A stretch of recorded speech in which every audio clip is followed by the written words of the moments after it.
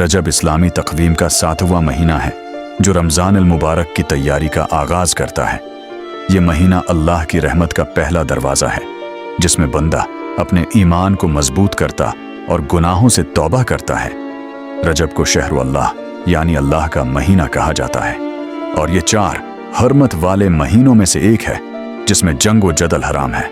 उस मुबारक महीने में इबादत, दुआ, रोज़ा और सिदक़ा की ख़ास फजीलत बयान की गई है। रजब ही वो महीना है जिसमें मेराज उन नबी का अजीम वाक़या पेश आया। खुसूसन 27 रजब की रात को इबादत और नेकी का बड़ा अजर बताया गया है।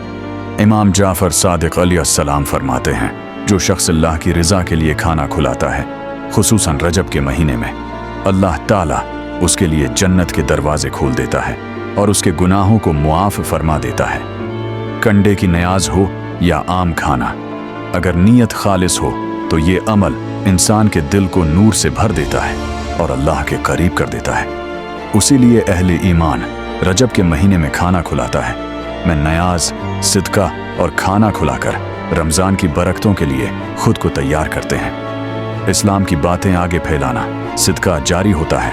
अल्लाह के लिए उसे आगे फैलाएं, 5 लोगों तक भेजें। चैनल को लाइक, सब्सक्राइब, शेयर और कमेंट में सुभान अल्लाह।